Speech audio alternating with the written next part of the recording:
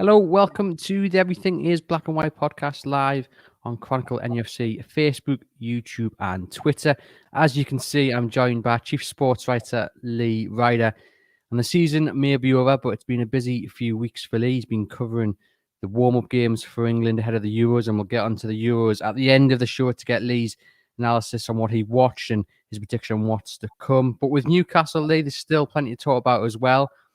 Before we dive into the takeover and transfer rumours, the season's been over for a couple of weeks. Just want to get your final reflections really on that campaign and how you rated the job of Steve Bruce really. Well, in the end, it was a better position than many thought. After that Brighton game, you didn't really think there was any other option but to change manager, and I wasn't the only one to say that. I think it was pretty much the general consensus on Tyneside. Fair play to Steve Bruce. Whatever he said to the players worked. I mean, for me, I would think he said something along the lines of, whatever happens to me, but you guys are the ones who are going to have the relegation on your CV, which you obviously don't want. So maybe there was a bit of psychology there from Steve Bruce, but whatever he said, it worked. Obviously, Graham Jones come in at the second half of the season, and Newcastle's results, were good. You can't say they kind of improved because the first half of the season was also quite solid. But yeah, the season can be broken down into three bits really. The start was okay, relatively solid. They were in the middle of the table. The middle was horrendous. And then the end was, it was quite impressive, really. We're picking up points at places like Anfield and getting wins over West Ham, who were going for Europe, and, winning at Leicester, who had a tremendous season. So, yeah, it was a strange season, but you can break it down to those three parts, I would say. We're just trying to get your thoughts on Alan St-Maximin. Obviously, he came back and, he's injected that pace and trickery into the side and played a key role in helping Newcastle towards safety. And he's come out in the press, several interviews he's held, mainly with some press on the continent, as well as like TalkSport and what have you. And the message has been quite clear in many ways. He's clearly said, I'm paraphrasing, but he's hinted that his ambition is more than just to survive in a club. He wants to see them do more than just keep their Premier League status. I've been quite impressed with his honesty, and I think we all agree that's exactly what we want from Newcastle. What's your take on what he's had to say? Well, I think he's been quite a straight talker, really. That's the top and bottom of it. Every player is going to come out with statements at this time of year, but the reality is, for St-Maximin, he's Newcastle's best player, and when he makes that statement that Newcastle need to improve and need to get away from being the sort of perennial relegation scrappers and, start looking to the top 10, then really someone at the club needs to hear that and needs to listen to it, because then you lose your best players. And then when other players see the star man leaving, it becomes increasingly difficult to hold on. Newcastle have got a reasonably good 11 when everyone's fit. They just really need to add 2 or 3 additions to it, and now they're going into this window with a limited budget. They're going into it without Joe Willock as it stands, because he's obviously gone back to Arsenal. It's obviously a player that Steve Bruce would love to have on board on a permanent basis. I don't know if that's going to happen because of the price, could be too high. If they can get him back on loan, I think they've done tremendously well. He's going to be hard to replace because the other midfielders they're very similar to each other, whereas Willock is the one that does break in the box and get you a goal. Whether he can keep that form up if he did return on loan would be something else, but it's a great platform for him to kick on. But ultimately, good players cost money, and Newcastle go in this window with, as I say, that limited budget. Do you think is it a case in that budget that do you think it's a set budget, or if the right player comes along, to say Willock, for instance, and they say, I don't know, I'm just picking out a price, 25 million, what have you, that Mike Ashley might sanction that move outside of the reported budget that's been touted about? I honestly believe that, obviously the window closes on August 31st.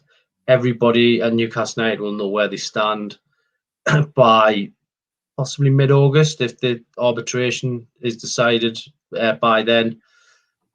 Who knows? Mike Ashley could then, dip into his pocket and, produce something. I know it's actually turning into a cliche that Ashley doesn't spend money, but the last couple of windows they have bought at least, that obviously Joe Linton come in, he hasn't been the great success that they wanted him to be.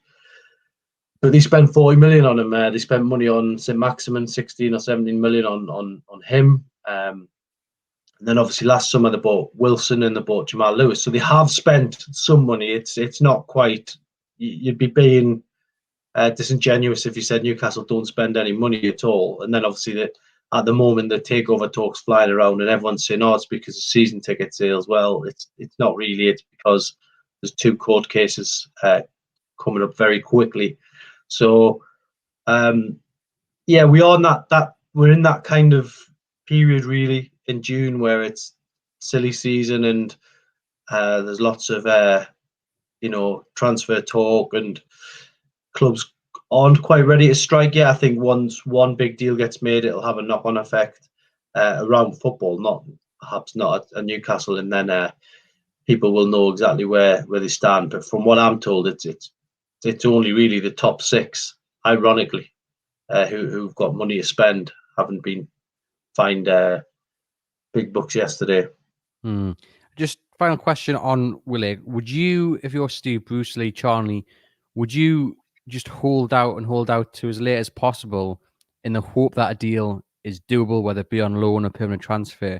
Or would you say, second week of July, right, that's the deadline, we can't get him in, we're going to have to go elsewhere? Because as you've mentioned, as a few people in the comments have mentioned, Willock is absolutely crucial to this Newcastle United side, and if they can't get him and they don't have a replacement come transfer deadline day, then Newcastle are going to be pretty much stuck, especially without his goals and his speed, his work ethic. He's someone of his ilk will need to come in.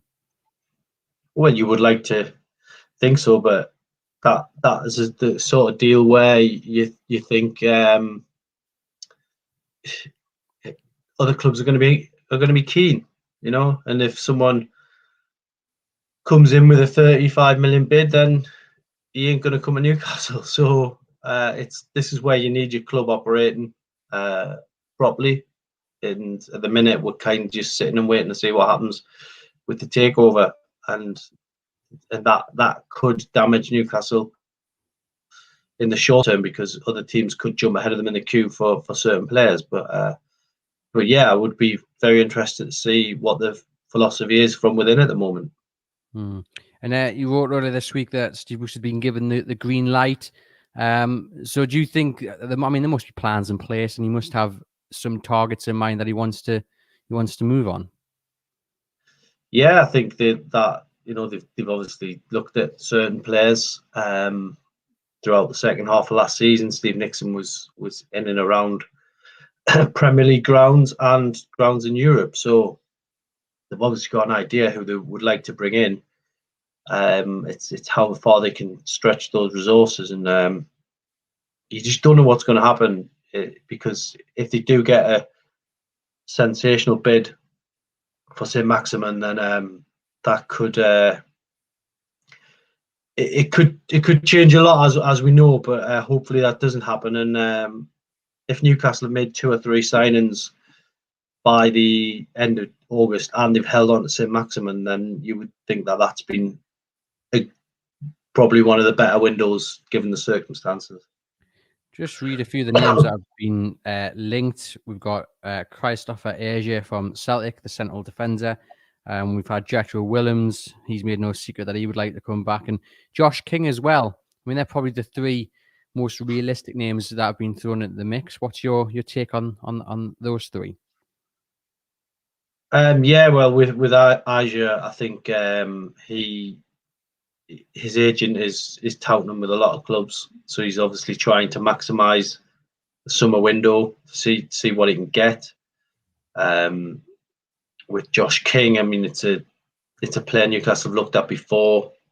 He is available, and it would be a quick deal to do. But I suppose it would depend on what happens with Andy Carroll, because obviously they would have 4 strikers in Joelinton, Wilson, Gale, and Carroll, and you would think a 5th would possibly be a bit top heavy. You don't know. So there's lots of other names floating around them, and I'm sure they've got a long list. But yeah, we'll see what happens, because Newcastle aren't the only option out there for players. That's the reality of it. They're not throwing money at people, and they can't offer European football, so there will be other offers for players out there. So it's a very interesting one. Just on Andy Carroll, you brought the news earlier in the week that he's got an extension on the table, but he's gone off on holiday, and he'll be considering what to do. I think his experience is key. People have talked about his influence in the dressing room. He's clearly a great character to have around, but in terms of on the pitch, Lee, I mean, I wouldn't be a fan of seeing him sign a year deal, because I think Newcastle need to look to move forward, and I get the whole budget and the pandemic and what have you, and it's not going to be that easy. But I'm just thinking in terms of bringing someone in who can match Callum Wilson. In my opinion, I don't think Carroll's the person to do that. What's your view on that potential extension?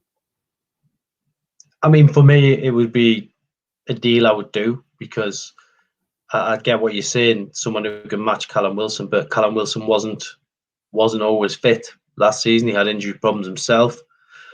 And if you have got someone who is the same type of player who's obviously going to be looking to start every single week, then it could get tricky. So you have to sort of build your squad that you are going to have players who accept they're not going to start every week. And I think Andy Carroll has reached an age where he accepts, that he won't start every week. There was obviously in the past there's been question marks over his fitness, but I don't think you can level that at him in his 2 seasons at Newcastle. I mean, I think he was hugely helped by the lockdown, where he had three full months to rest and recover and get over all the little niggles he had.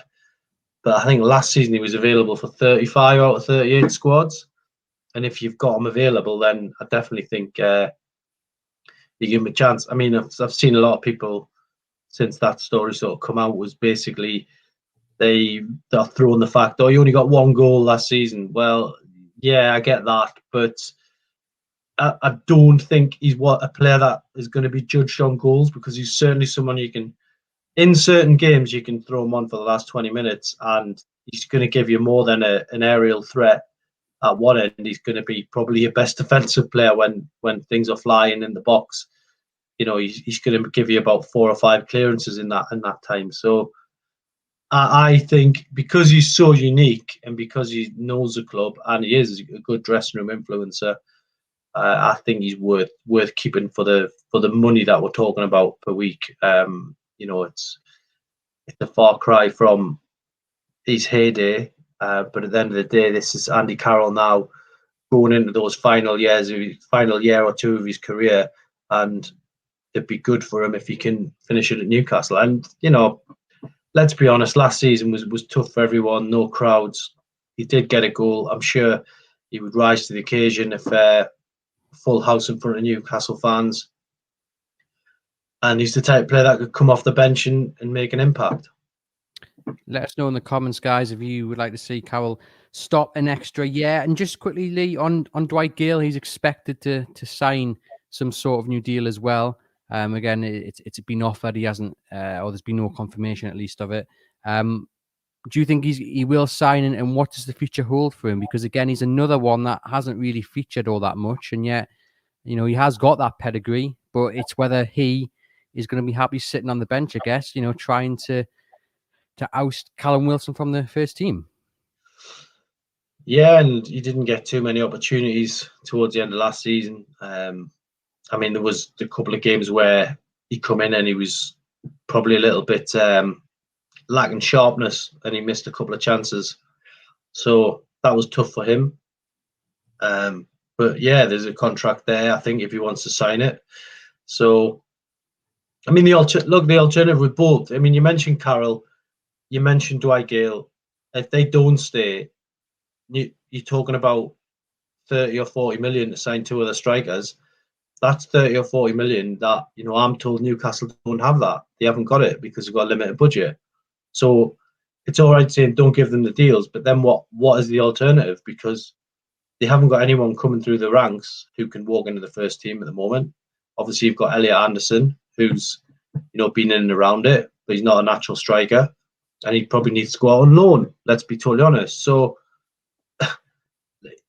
it's 30 or 40 million Newcastle don't have to spend. So these are viable alternatives for them at this stage in the club's history book. A few that might be sold to maybe put money into the transfer kitty. You're looking at the likes of Muto, Lejeune's been linked with an exit. Do you think those two, or is anyone else, do you think, at risk at maybe being sold this summer to help boost the coffers? Well, I would say Muto's almost certainly one that they'll look to move on. He was told last season in pre-season, he turned up and he was told that it was best for him to go and go out on loan. Unfortunately, the club he went to got relegated, and he's now Newcastle's sort of player again. So you've got him coming back, but I would expect they'll try and do some trading with him and try and get him to another club. Lejeune, a very interesting one, obviously very popular with the fans. And another player that was in Spain last season. Would you say would be a guaranteed starter under Steve Bruce? Probably not, because he's got his sort of three centre backs, if you like, in Clark, Lascelles, and Fernandez. So I think it would be hard for him to break in, but you never know. Some players turn up on day one of pre-season and just blow everybody away. It's happened before, and suddenly they become a shock starter in your first Premier League 11. So let's just wait and see. On to then the takeover story yesterday that Mike Ashley had drawn encouragement from the Premier League's decision not to call for Saudi Arabia to be kept on the American government's piracy watch list, and that obviously sparked a wave of optimism through the Newcastle fan base, especially on social media. What's your take on that, Lee? Yeah, well, all the confidence is coming from the Mike Ashley side of it. We've never traditionally got loads of information from that side, but we are getting a bit now, and that is the message we're getting is Mike Ashley is very confident that this can go through. Now, whether he's seen something that we haven't seen on the court papers before the deal, the legal fight begins, we don't know. Whether he's using it as a ploy to build up some pressure on the Premier League, we don't know. We'll just have to wait and see how the whole situation pans out. But realistically, what the message it sends to me is that he is desperately pushing and trying every trick in the book to get this takeover done and dusted. And if it goes through, then it's going to be a huge relief. If it doesn't, then we're back to the situation we're in. Not much money, and the club being up for sale with another buyer then needed to be found. So it's we'll just have to wait and see. But it would be agonising if after all this it didn't go through. But I don't know much what more I can say on that at the moment. Yeah, I mean, do you think is it a gamble for Mike Ashley to be literally putting all his eggs in one basket with this? I mean, he's clearly keen to. Well, he's more than keen to get the deal done. And like you say, though, if it doesn't go through, then we are back to square one. We probably have another 6 months, a year with Ashley trying to find the right buyer. And he's obviously kind of closed the door on that for the last year while he's been trying to push this through. Is it a bit of a gamble? Do you think he's just that confident that he's in his mind, he just sees this is going to happen? Well, that's what Mike Ashley does. He does gamble. You know what I mean? He does gamble in business, and he's gambled at Newcastle United before. When they've been in relegation fights, he's gone for a big name manager to try and resolve it. So it's in his nature, a gamble, and this is another one of those situations. But the reality is, I mean, what also you have to say is that last April he believed he had a deal done. He signed the paperwork. He agreed a price. He agreed a buyer. He said, "There you go. Off you go to the Premier League. Get the paperwork pushed through." You know, it's not speculation. It's fact that he nearly sold the club last April. It's a Premier League who didn't process that deal because of reasons, you know, beyond us at the moment. They wouldn't accept it or reject it. We're going to find out why they wouldn't accept it or reject it in these two sort of court battles, which will slowly drag on over June and July. So let's see what the outcome of them is, and we'll go from there, I think. On the Premier League, obviously, with the takeover, there was lots of speculation from some fans of a top six bias and how much influence they had. Mana Stavely, she more than hinted at it. We then had yesterday, Lee, the punishment on those big six about the Super League proposals. You know, fined, in my opinion, you know, was it a collective £22 million, which was what, about £3.5 million each. I mean, to me, that's not even a slap on the hand. It's like a little tickle, really, for what they did, bringing the game into disrepute. And I suppose, in many ways, to some fans, that'll just accelerate the narrative that there is this bias towards the big six, because that really, to many, isn't that much of a punishment. Yeah, I mean, I think for me, it was weak. It was very weak, and points deduction, you know, should have been the way forward. I guess they probably looked at that and thought it's going to be too much hassle for them, because they then have to recalculate the league table, European places, things like that, and they obviously just didn't have the sort of the bottle to go through with it. And unfortunately, as I say, you get a slap on the wrist and a future warning. But look, that's one of them things now. And Newcastle, as a club with the rest of them, have got to, you know, hope that the future is brighter for them, and that if there is a takeover opportunity for them, then they can, you know, look and try and, you know, get into that business end of the table, because it's been done before. That's a frustrating thing. Someone in my generation and others know that the potential at Newcastle United is there to break into the top six if it's looked after properly, if the right amount of money's put on the table. So yeah, we'll see what happens in the future on that. Onto the Euros then, Lee. Just to wrap up, you were down at the other side last week to take in both of the England warm-up games. You saw Graham Jones on the touchline. You know, great 2021 for him. You know, coming to his home club town, getting some plaudits for the way the season finished, and then getting picked by England to join the coaching staff. We'll start on Jones. What did you see from him, you know, in terms of England and how he was working with Southgate? Yeah, I mean, he's just come into the England scene, so he was really taking a bit of a backseat. I mean, obviously they've been taking training sessions, but on a match day, you didn't see him barking out any orders on the touchline or anything like that, because he was very much, you know, a watch and brief. And at one stage in the game against Romania, he spent 20 minutes watching in the stands, which he's done in Newcastle as well. But it's great for Graham Jones. It's a great story that he's, you know, come from the lower leagues and he's ended up being a Newcastle coach, which is a dream come true for him. And now to have that Three Lions crest on his chest for this tournament is, you've got to say, that's magnificent, and well done to him. I'm sure everyone will be wishing him all the best going into the Euros and seeing how far England can do in what is, it's a dangerous group. That's my verdict on that. You know, Croatia, we know how good they are. Scotland, a team that it's very much a banana skin game for England, because they will be absolutely desperate to win at Wembley. And then you've got the Czech Republic, who England should be. I've seen Czech Republic in some of the warm-up games. not too strong. So yeah, let's see. I think the Scotland game is going to be pivotal. It's certainly going to be one to watch, isn't it? Did you see anything in those 2 warm-up games at the Riverside which give you some hope? I mean, I know England are second favourites by most bookies. Did you see that kind of reflected in those 2 games? I know he didn't play his strongest teams, and didn't really play the first team, did he? That much in terms of the players. But did you see anything in those 2 games? Not really, if I'm being totally honest.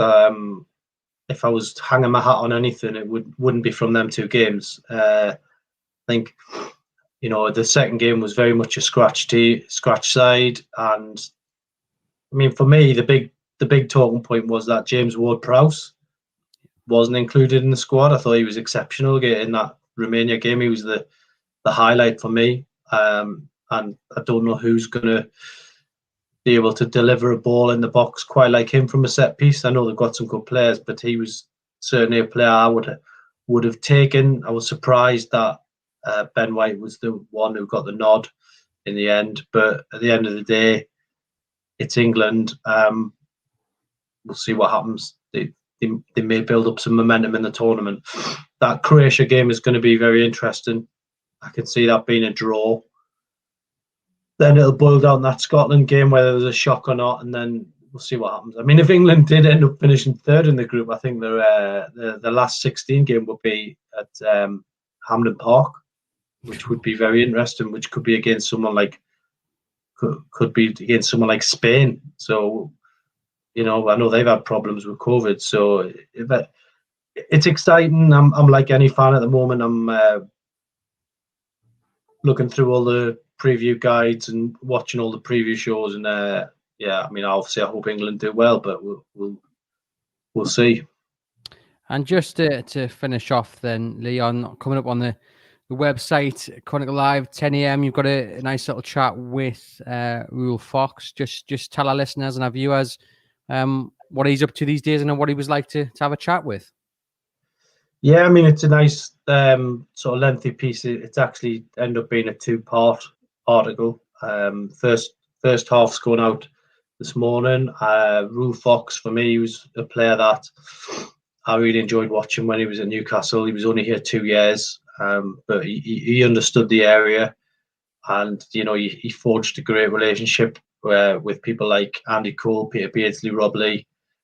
He is one of the original entertainers, and it was unfortunate that he got sold to Spurs, but it was to bring other players to the to the squad, and he's talking about his life really, and it's a nice life story that what it was like at Newcastle during that sort of halcyon sort of days, but now he's very much a normal guy in terms of he runs his boot camps down in Ipswich, and he's been working with people who've had mental health sort of issues, and he's been doing a big part with the NHS down there.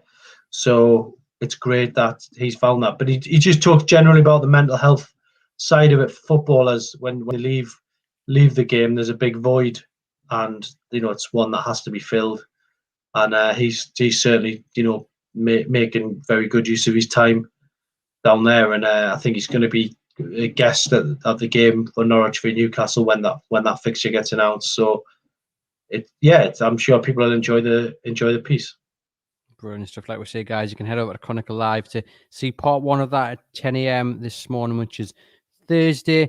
We do appreciate you guys tuning in. If you're listening later on the podcast, please remember to like and subscribe, and enjoy the rest of your week.